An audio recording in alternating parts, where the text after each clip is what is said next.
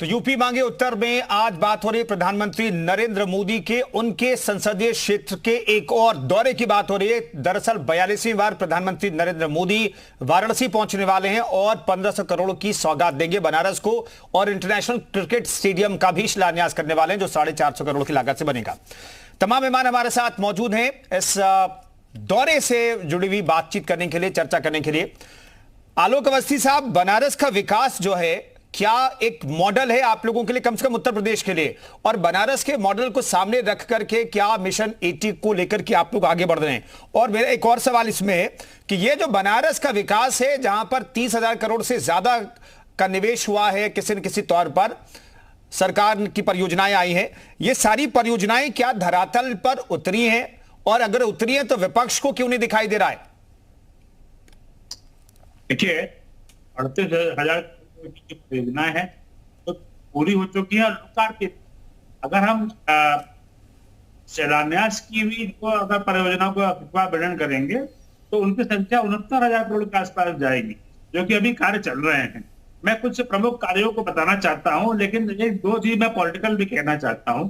काशी की इसके पहले जब हमारी सरकार नहीं थी तो क्या दुर्गति होती थी, हर जगह साड़ और सीढ़ी इस काशी के बारे में कहा जाता था। हमने देखा था कि काशी की साफ सफाई नहीं होती थी।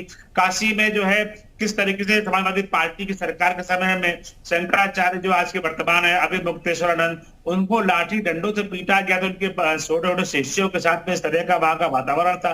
जिस समय काशी विश्वनाथ कॉरिडोर की बात हो रही थी तो अखिलेश यादव जी कहते थे इसकी क्या आवश्यकता है, क्योंकि उनको हिंदू गौरव और उनको पर्यटन जो हमारा जो है एक तरीके से जो हमारे आध्यात्मिक क्षेत्र से जुड़ता है उनको उससे चिड़ होती थी, क्योंकि उनके वोट बैंक को वो सूट नहीं करता था। और वही मैं कांग्रेस के प्रवक्ता की बात भी मैं सुन रहा हूं कि वो फेक डेवलपमेंट की बात कर रहे हैं। यहाँ एक तरीके से वह मतदाता को चिढ़ाने की बात कर रहे हैं। जो मतदाता लगातार जो है नरेंद्र मोदी जी को गुजरात में जिता रहा है, नरेंद्र मोदी जी को उत्तर प्रदेश के अंदर हम दूसरी बार सरकार में आए हैं, इसके पहले कोई भी सरकार रिपीट नहीं होती थी, तो यह उनको चिढ़ाने वाला काम कर रहे हैं। ठीक है, आपका नेता फेल हो गया है, अब एक बार राहुल गांधी जी की और सोनिया गांधी जी की कराए हुए किए हुए कार्यों को करा देते तो हमें मान लेता। सोनिया गांधी जी पिछले 5 साल में एक बार भी रायबरेली नहीं गई है।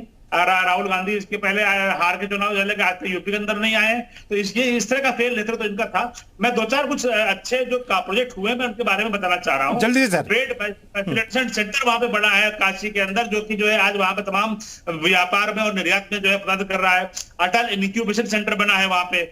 वाराणसी को रिंग रोड में करोड़ों अरबों रुपए खर्च करके बनाया गया। वाराणसी का वो जो हैवी ट्रैफिक था उसको बारी बार किया गया है। महामना पंडित मदन मोहन मालवीय जी के नाम पे कैंसर का सेंटर बना है। वहां पे 4 लाख लीटर क्षमता का वहां पे डेयरी प्रोडक्ट का वहां पे जो है यूनिट लगी हुई है। वहां पे ओबी भाभा कैंसर हॉस्पिटल वहां बनाया गया है।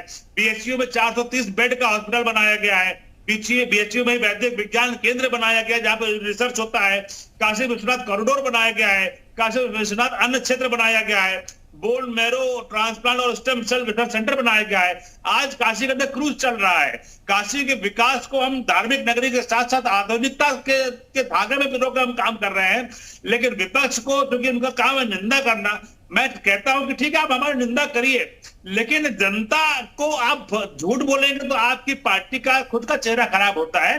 क्योंकि जो जनता वहां जा रही है वो उसका अनुभव बोलता है। तो कम से कम अनुभव के आधार पर जो जनता अपनी खुशी प्रकट करती है, आज काशी में जाती है, जो काशी के जो वासी हैं वो अपनी खुशी प्रकट करते हैं कि हमारा जीवन स्तर बदल गया है। तो अगर हम काशी तक केंद्रित करते हैं तो काशी के अंदर रेलवे के तमाम प्रोजेक्ट्स बने हैं। काशी के अंदर सड़कों का जाल बिछाया गया है।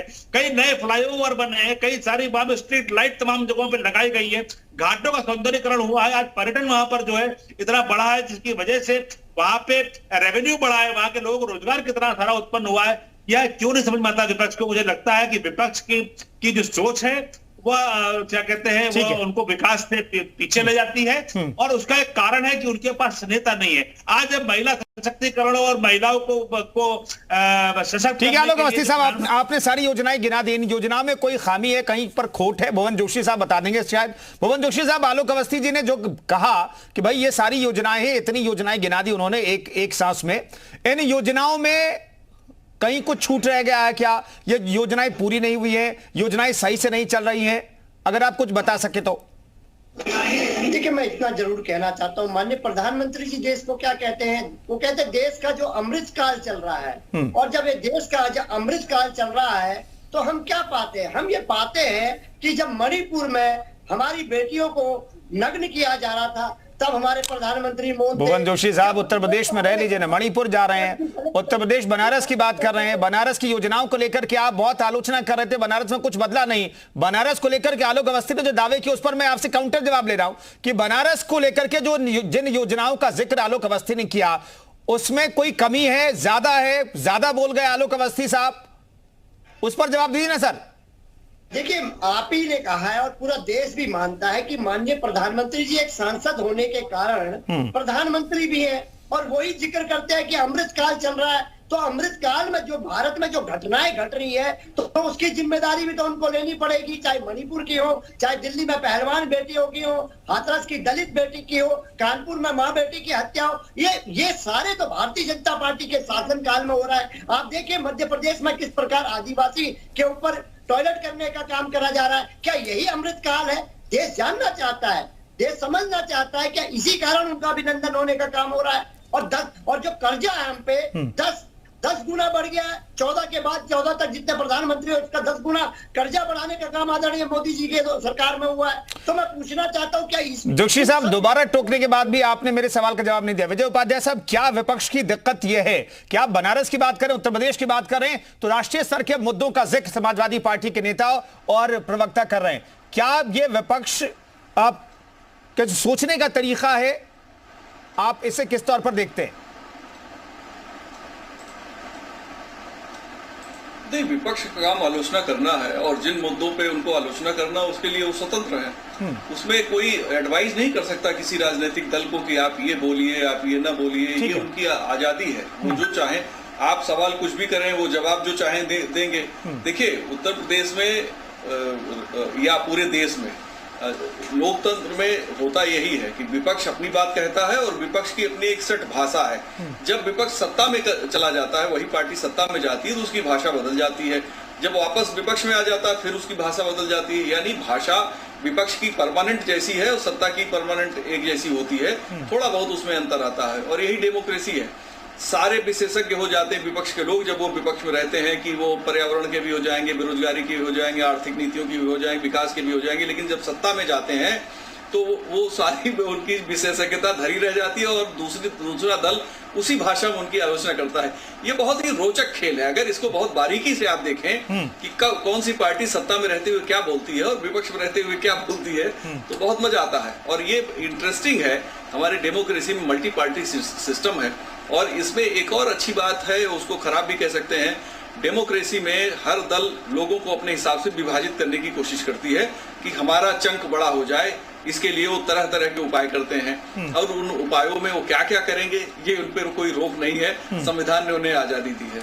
नहीं, रोक तो नहीं है, लेकिन जब आप आलोचना कर रहे थे, बनारस में योजनाओं की आलोचना कर रहे थे, बनारस में विकास कुछ नहीं हुआ और विकास की योजनाएं अगर गिना दी आलोक अवस्थी साहब ने तो उसमें तो खामी निकालनी पड़ेगी। मनीष जी, क्या कोई खामी दिखाई देती है जिन योजनाओं का जिक्र किया आलोक अवस्थी साहब ने? ये योजनाएं बता रहे थे तो योजनाओं पर मैं आपको बता दूं कि पिछले 9 सालों में 1500 योजनाएं ऐसी थी जो बजट का हिस्सा तो बनी मगर कभी वो जमीन नहीं देख पाई जी। तो योजना बनाना एक मसला है और उसको इंप्लीमेंट करना दूसरा मसला है, पहली बात। दूसरी बात जो मैं सवाल बार बार उठा रहा हूं और उस पर कोई जवाब नहीं आ रहा है कि एक शहर में 38,000 करोड़ रुपए लगा दिए गए और अभी उस शहर की तस्वीर वैसी नहीं बदली जैसी बदलनी चाहिए थी, तो पैसा गया कहां? दूसरी महत्वपूर्ण बात, गंगा पर नमामि गंगे की योजना शुरू हुई 20,000 करोड़ रुपए के भारी भरकम बजट के साथ, जिसमें बाद में और पैसे ऐड किए गए, यानी लगभग 30,000 करोड़ रुपए गंगा पर लगा दिए गए और गंगा अभी भी गंदी है। एक टेंट सिटी बनाई जाती है गंगा के ऊपर जिसका किराया एक दिन का 33,000 रुपये है। कौन जाएगा उस टेंट सिटी में? और उसकी गंदगी भी गंगा में जा रही है। मैं सिर्फ यहां पर यह कहना चाह रहा हूं, जो पैसों की बंदरबाट हो रही है इस जीरो टॉलरेंस सरकार के अंदर में, इसकी जिम्मेदारी कौन लेगा? और आप एक प्रधानमंत्री के संसदीय क्षेत्र के नाम पर जो अनाप शनाप पैसा दिखाकर खर्च कर रहे हैं और वैसा खर्च हो भी नहीं रहा है, इसकी भी जिम्मेदारी लेनी पड़ेगी।